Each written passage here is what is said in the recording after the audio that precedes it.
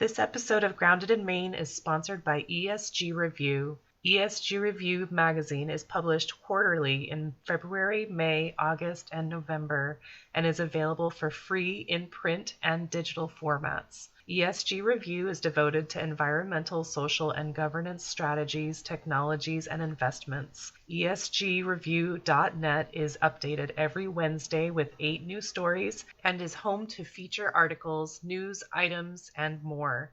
Visit esgreview.net to stay informed and help us spark the collaboration and awareness needed to develop sustainable economies and communities around the world.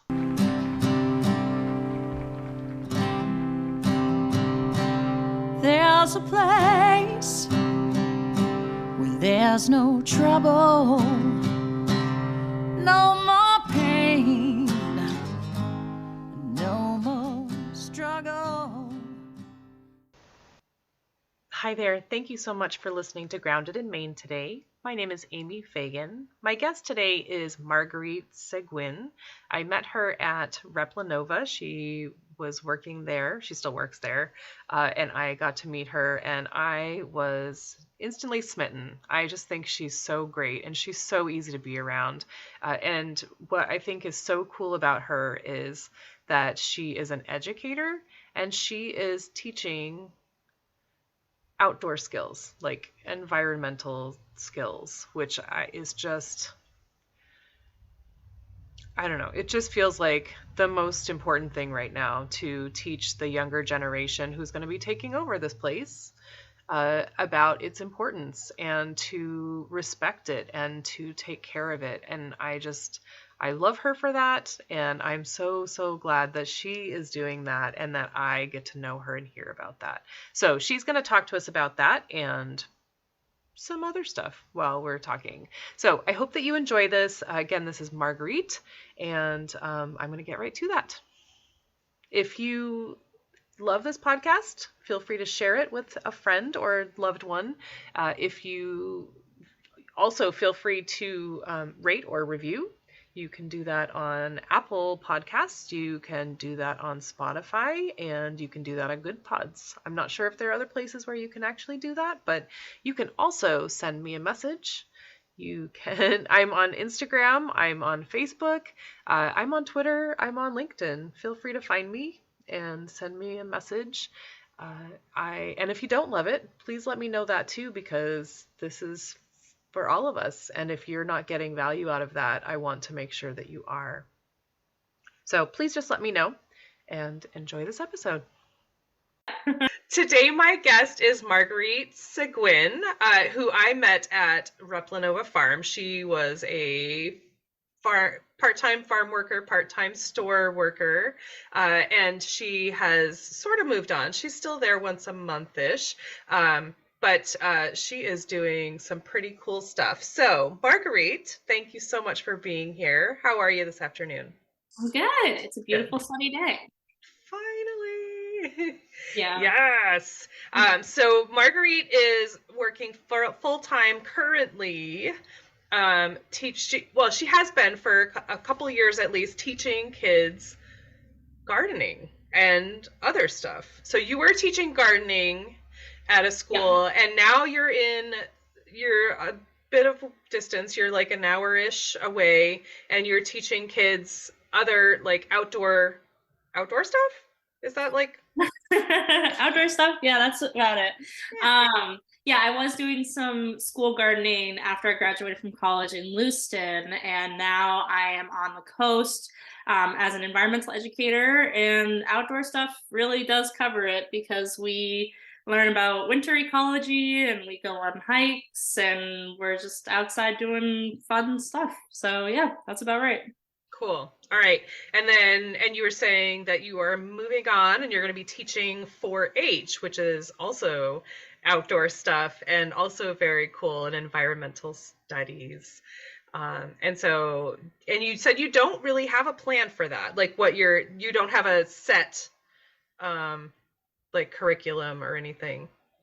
Yeah, so the role I'm going to be stepping into like I'm working with 4-H now as an environmental educator on the coast, and now I'm going to Oxford County to be the 4-H youth development professional. So I will be delivering some programs, and I think it's self-designed. So I'm gonna go and see what people in the community are interested in me teaching, but I'm also gonna support the programs that are already there. So the numerous clubs that are happening, and the Bryant Pond Camp, and so also just developing programs as well. So it's a bit of a, mixed bag of what I'll be doing.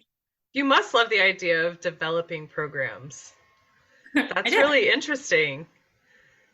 Yeah, I think it's fun to, I think it's something I'm pretty decent at, of like looking at what a program looks like and then thinking about how it can be better. Like when I came into this role for the after school program here at Blueberry Cove in St. George, Maine, I was like, oh, like, just like we could ask the question of the day during snack time, or we can finish the day with shout outs, or maybe we should have a positive pal job, so kids, like, they have little secret missions and they have to like see how someone's day was, or like if someone's feeling sad, comfort them. So it's just, I really enjoy just being like, how can this be better and run smoother and build relationships with the kids? And yeah, so it is definitely my jam.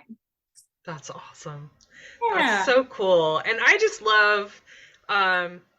just, I love that you are teaching the next generation to appreciate and respect the earth and to just take care of it. Like I think that's amazing. I mean, we did not grow up like that. I grew up in the 80s and we had all the damaging stuff, and the computers were just becoming a back in my day, computers were just coming around. But we were encouraged to do a lot of stuff inside, and, learn computers and play video games because it was so new and cool, and make sure to study so you can be a doctor, and, stuff like that. And I think it's so important, not that, but, to also have the outdoor time, to have the fresh air and the vitamin D, which is so good for us, and also just interacting with other kids, because if you're at a desk, you're not getting that. Yeah. It's Uh, discouraged. I think it's funny when you're teaching kids to like love the earth, and I'm just thinking about like the kids today running after squirrels with wooden stakes, and us being like, no, no, no. Not that kind of playing, not that kind of loving. So trying to teach an appreciation, yeah. Well, I mean, they're having fun. They are, yeah. They're outside. They're outside. Exactly. And I mean, but you're going to be teaching them, well, maybe not these kids, but teaching during the winter is hard, but come spring, you're going to be doing gardening and building and animals and stuff like that, and I think that's amazing. Yeah, I agree. And I also think um it's also about like creating more intentional moments with, animals and plants, and like it's not all steaks and squirrels. It's also like yesterday we were at the beach and I showed a kid like how you can identify where clams are, and we found a clam and we checked it out and we touched it, and then we're like, oh, let's put the clam back in its home, and why do we put the clam back? And so that, I think it is really nice, yeah. It's appreciating life. Kids are, yeah, I think the kids do have an appreciation. You definitely have to work on it, but they do, yeah. And so you can tell where the clam is because there's like a little bubble hole, right? Yeah, there's a little hole, yeah. The scientific term. Yes. That's the technical term. I learned it in a book. But so Marguerite, how did you get to this point? Like you said that you started teaching gardening out of college, but Yeah. and so you were taking environmental studies in college, right? Yeah, so I try to think back, like in high school, I was like, I want to be an environmental lawyer, or I knew I wanted to do something environmental because like I had grown up camping in northern Maine, and it was something I really valued as an experience. And I also noticed there was a lot of logging that happened where we went camping. And so that's what I wrote my college essay on, was like, let's protect the forest. And then I was like, oh, environmental research is what I want to do. And I think that's because college is so research focused. But then when I did an environmental research internship, I was like, maybe not environmental research. But during that internship, I worked with a group of high schoolers for a week, a group of high school girls, and we did environmental science, and we looked at macroinvertebrates in the river, and we, created a little restoration ecology site map, and like, it was awesome. It was that week was the best part of that internship. And from that, I was like, oh, I want to do environmental education. Like, I like working with youth. It's really fun. They're sassy and silly and have a lot of fresh energy. And it's fun to also share things that you're excited about with other people and have them get excited about it. So from there, I just kind of continued to do like environmental education things. I did like city sprouts and did gardening and cooking with middle schoolers. And then I did the food project, and that was farming with high schoolers. And then I did food corps after college, which is teaching kids how to garden and teaching them how to cook and teaching them about garden ecology. So yeah, I think if we try to go back to the beginning, I think it started from just like having really positive experiences of being outside as a youth and just really valuing those experiences. And then finding out in college that, oh, like I really like to share what I'm excited about and curious about and love with youth in particular. So that was kind of my pathway to where I am now. Yeah. That's very cool. So what you said, city food, city core? City sprouts. City sprouts. Yeah. What's city sprouts? So city sprouts, they have programming that happens during the school year, but I did a summer fellowship with them where a group of middle schoolers, this is what the program looked like at the time, at least. A group of middle schoolers come and they go to different sites depending on where they live in Boston and Cambridge, but they come all day for 6 weeks during the week, and they learn how to cook, they learn how to garden, they're learning about environmental science, they're building relationships, they get paid to do it because they're like effectively caring for the school garden. And then they also do like, they work on a project and they present on it at the end. So like one kid really loved slugs and she like did a slug project, but another kid was really excited about emulsions. So he like taught people at the science fair about emulsions. So that was City Sprouts, and that was also a lot of fun. That's very cool.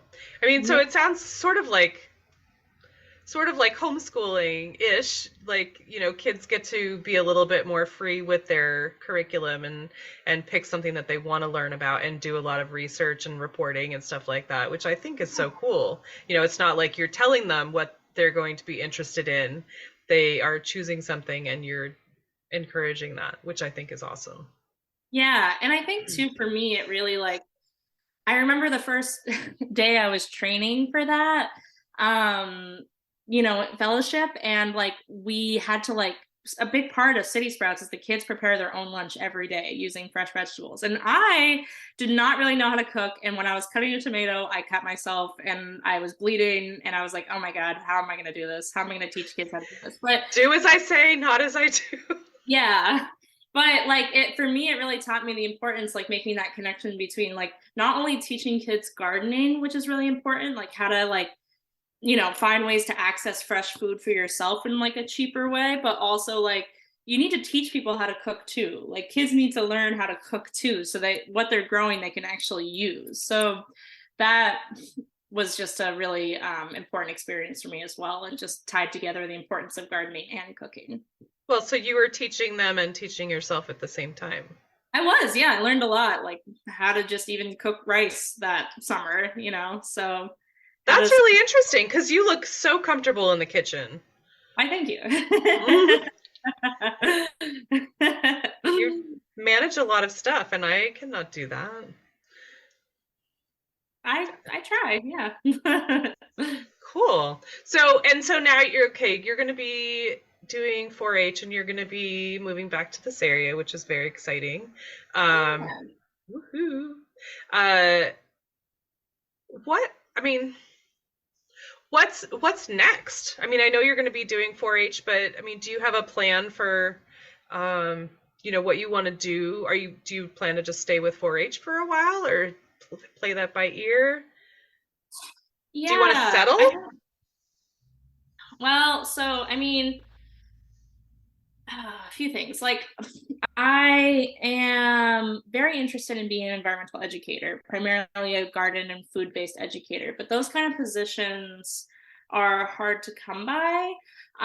There's not a lot of them that aren't seasonal or that offer health insurance. So what I'm doing with 4-H is I'm really excited because I'm going to be, working with other programs that already exist and supporting those, but I'll also get to do a bit of the teaching that I love doing myself. But yeah, so I mean, that's what's next for me. And I think long term, I'm just most excited about teaching and being like, I want to be outside. I want to be working with kids outside. So whatever leads me there and getting to do that with most of my days is what I'm excited about. Um, yeah, that's what I would say. Okay. That's awesome. And is that a sweater or a blanket that you have on you? That's beautiful. It is, in fact, a scarf. Yeah. And there's no heat in the building where I am at Blueberry Cove. So I'm like all bundled right now. Yeah. Oh, one more week. One more week. Oh, goodness. Wow. But so you said Massachusetts. So you were doing some stuff in Massachusetts. Are you from Massachusetts? No, I'm from Lewiston, Okay. and I went to college in Massachusetts, and I was like, I'm gonna live in Boston. That's where I'm gonna be, and that's where I was for a couple summers. I was in Cambridge and Boston with City Sprouts, and then I was in on the North Shore, which is north of Boston, for the Food Project, which is what I did the following summer. And then after I graduated college, I found a job with Food Corps in Lewiston, and I was like, oh, well, that would be great.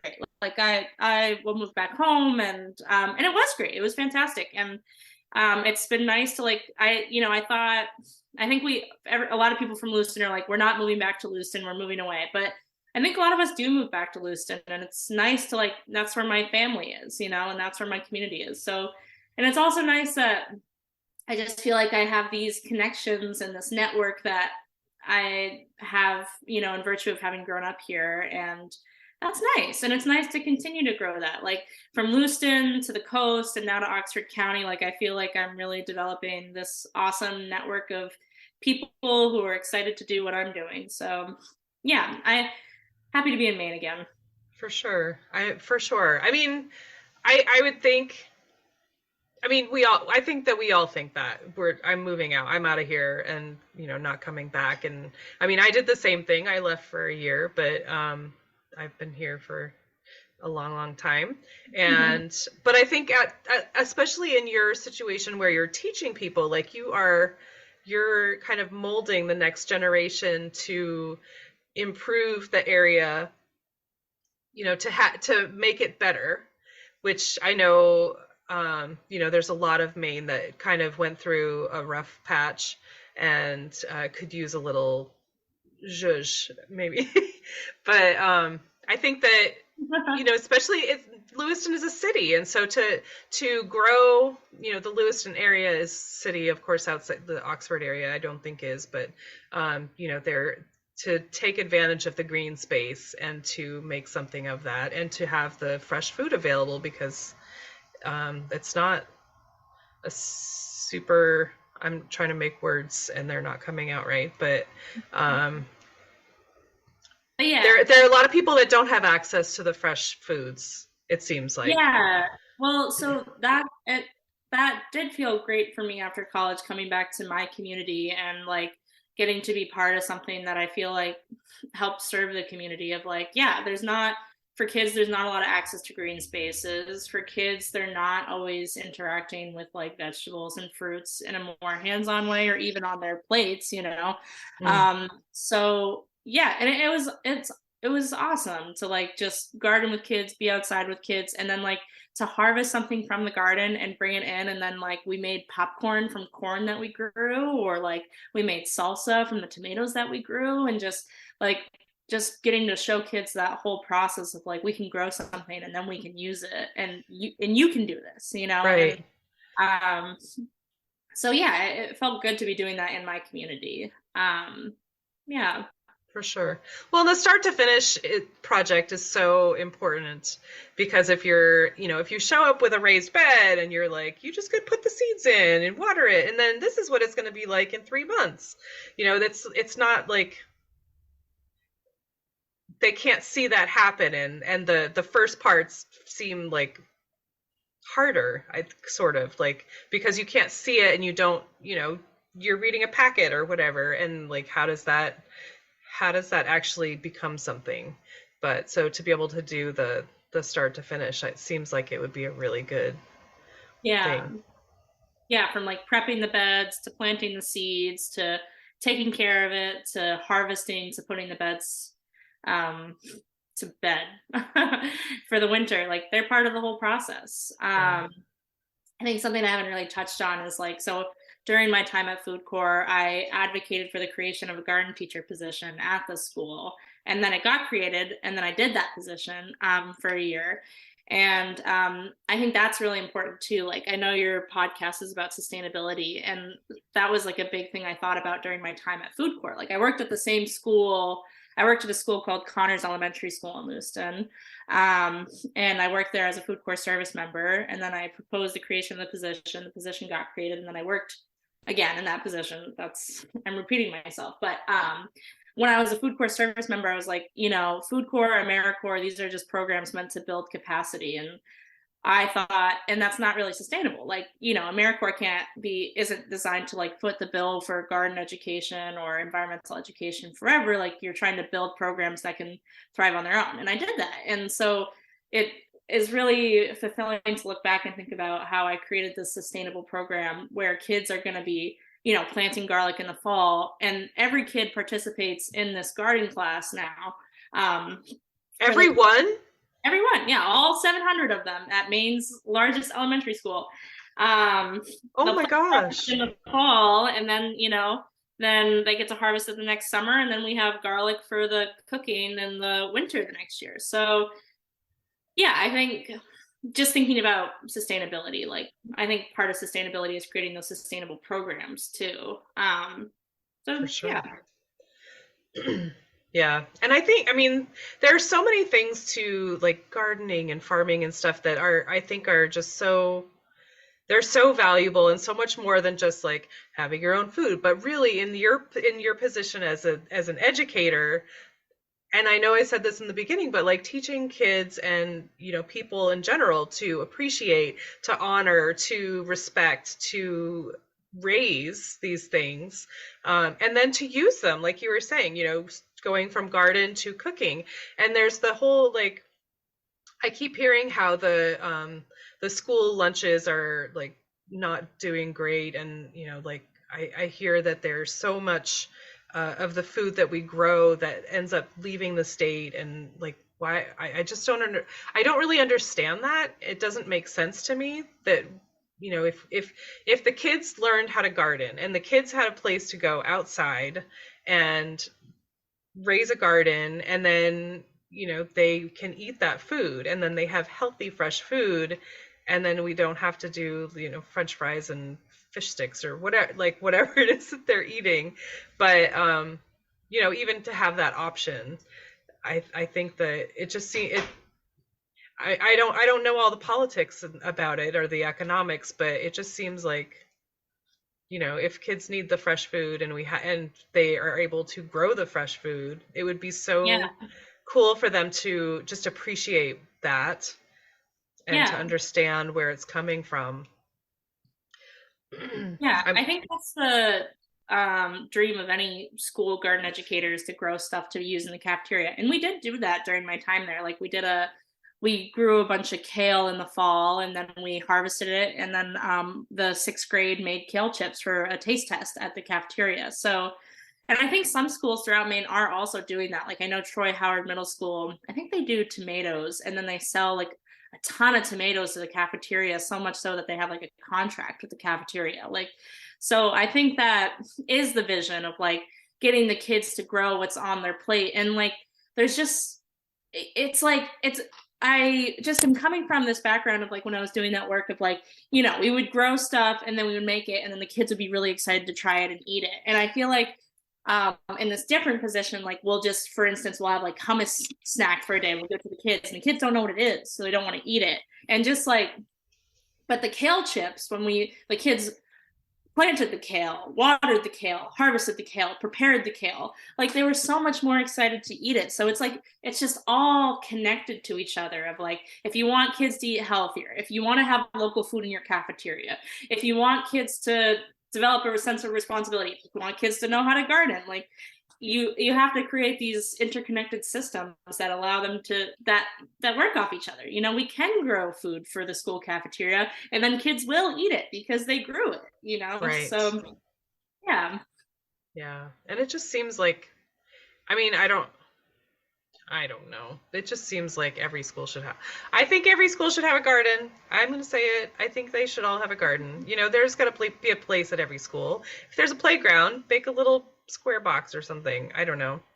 Well, I think most schools would agree with you. I think it's hard when there's not like, for instance, a garden teacher or like a garden coordinator position in place, because schools are just, it's crazy the amount of work teachers and administrators have to do at schools. And I think it's just like another thing. And that's why I proposed like the creation of a position at school, and why I'm excited about that kind of work is because like teachers just don't have the capacity to try to like do that, you know, like classroom teachers. So it's like, I don't know. And there are classroom teachers can do it, and there are models for that. But like it's hard to raise grant money to build a school garden.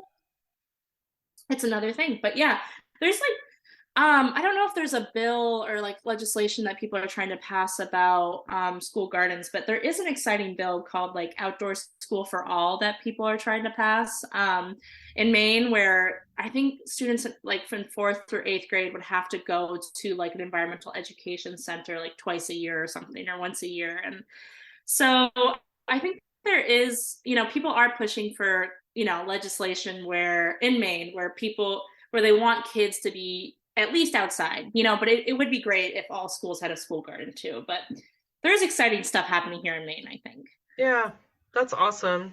That's really great. So what else are you up to, Marguerite? Because you were saying that you organize group outings as well. So for your friends, but what do you do for fun? Yeah, I mean, so I run a organization. It's not official, but we're trying to pursue nonprofit status. It's called LA It's Happening Queer. And I realized only the other day that, that might not make sense to most people who don't know about Lewiston Auburn's image marketing campaign from like the early 2000s, where they had this little logo that said LA It's Happening Here, to tell other people that Lewiston Auburn has stuff going on for it. But when I was like talking with my co-conspirator, Alex, about like organization names or what we could call it ourselves, I was like, I just love this logo. And they were like, oh my gosh, what if it was LA It's Happening Queer? And I'm like, oh my God, it's brilliant. And now I'm like, I don't know if that makes sense for other people. But anyway, sorry.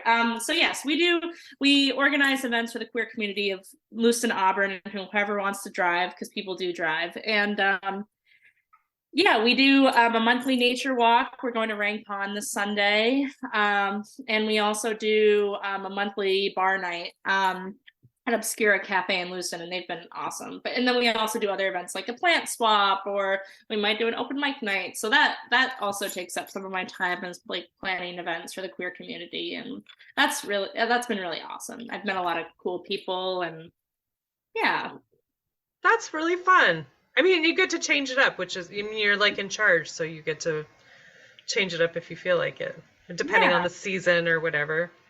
That's super fun. And it outdoor is. activities, of course, because you're involved. Yes, of course there's Fun. outdoor. Fun. So, Marguerite, when I say the word sustainability, what does that mean to you? I know it's a big word, but I'm just curious what it means to you because I want to learn about people. Yeah. Um, and it's hard to answer too, because I feel like, you do environmental studies in college and you try to live sustainably and you like teach about sustainability, but then like when you have to define it, you're like, yeah, what what does this actually like I'm working towards this, but what does it actually mean? Um, so I think sustainability is like preserving things for our future selves and future generations. I think some things are already in a bad state, and that's no good. Oh gosh, this is a hard question, Amy. Sorry. Um, Do you I can give you a little bit of time if you want. I can no. no. I mean, I think I basically agree. I mean, yeah, just things are there for us in the future. It's clean air and clean water and land and cool animals, and we can and it's not just about like humans too. It's also sustainability for non-human living things. And also I think sustainability is like even environmental sustainability is connected to like economic sustainability. And like I don't think if we have a very exploitative like system of how we do business, like that's not going to lend itself to environmental sustainability. So Mm, I view it as like environmental sustainability is living things, being able to keep doing the living thing in the future, but also like if we think about humans in particular, like we have to think about, how can we take care of ourselves also so that we can have that environmental sustainability as well. mm.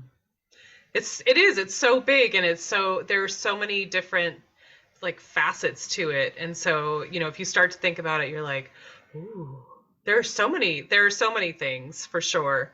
I mean, one of mine is to create less waste. So like less plastic. I need to, not contribute to that. But and I was taking some pictures this morning because I want to do a big, not a big, I want to do a post about littering. Yeah, Because it's a bummer. It's a real bummer. it is.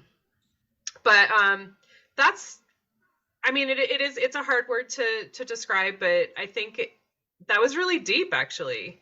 The economic and environmental, it all meshes together, and we have to make everything jive to continue. And that's the thing. Like, we're here right now. We need to make it so that we can continue to be here.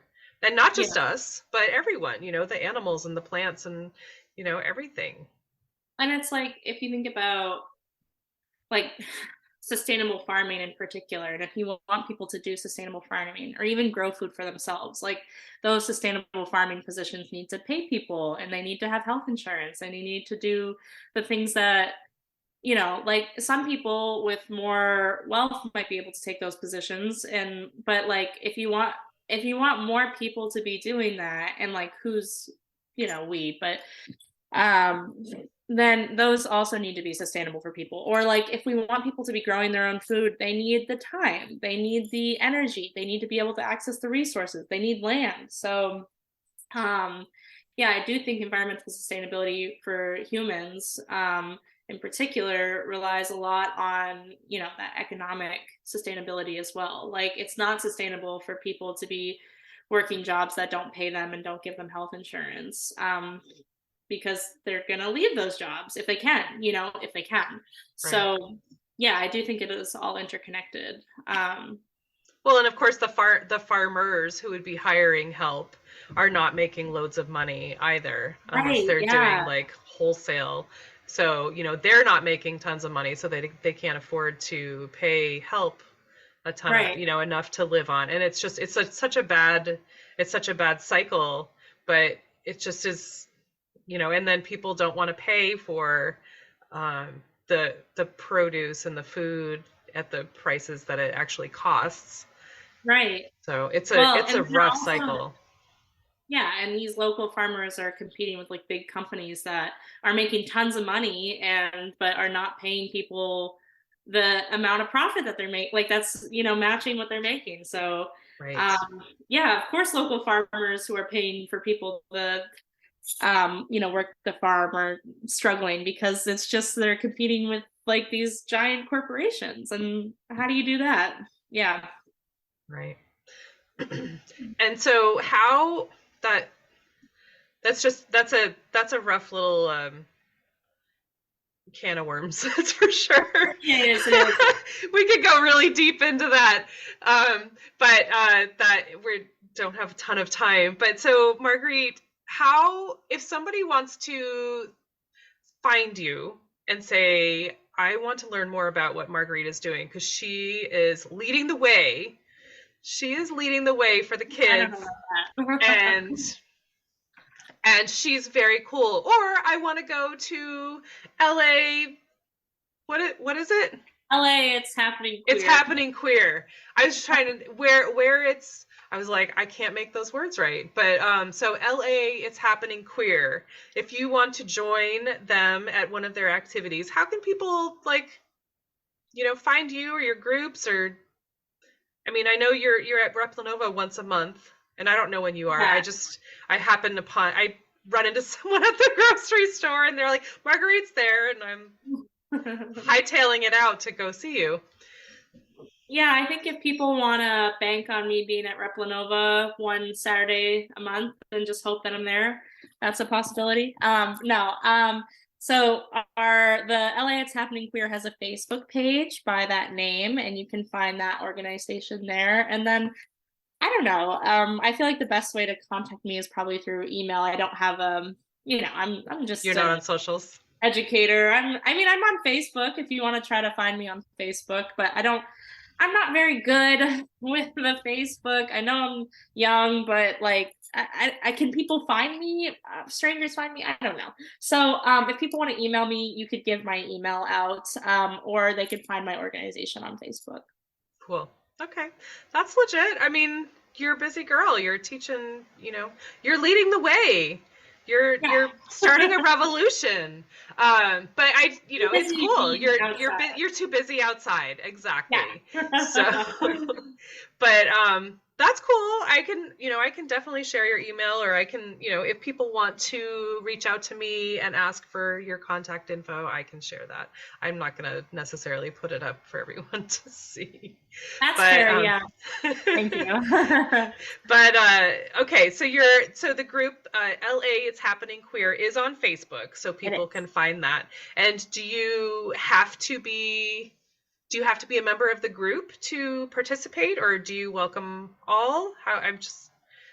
Yeah, our events are open, like you don't have to, we're a page, not a group, so like people can come and follow our page and learn about the events that we're doing and Awesome. events. Yeah.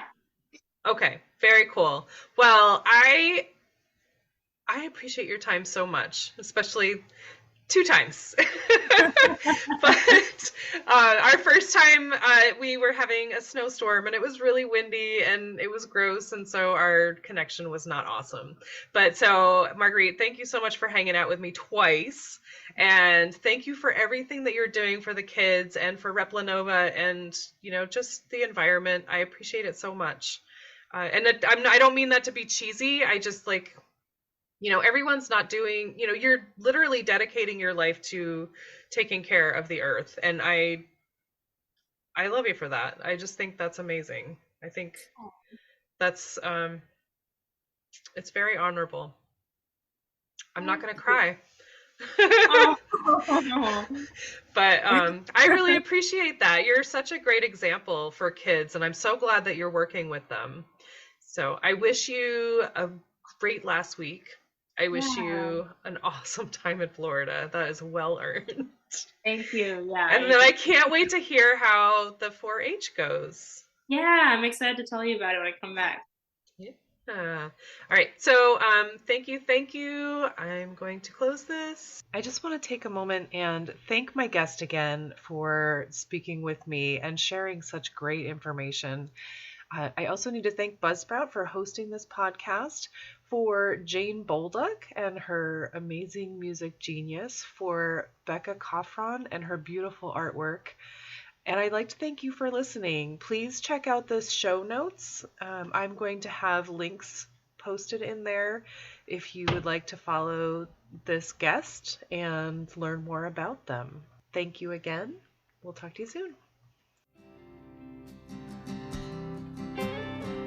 There'll come a day, my mama told me, when I find love to have and hold me, a heart that's strong and so sincere. Just tell me, how do I get there from here? Oh, tell me, get there from here, 'cause here and now I'm so far down that mercy's bound to find me.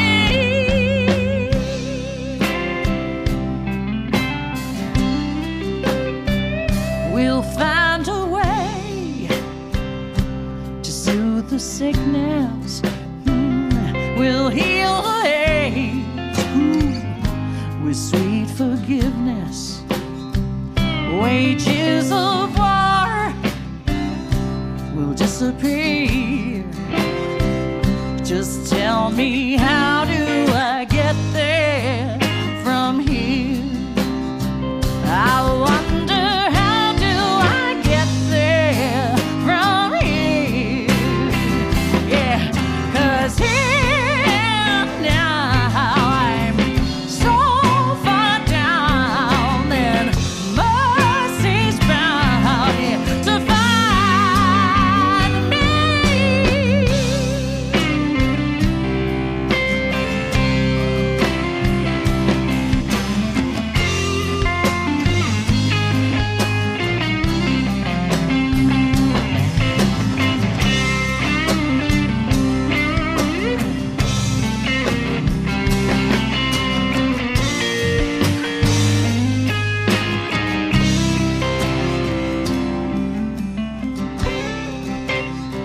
When that state of grace has finally found me, well, there'll be music, and good friends around me, yeah.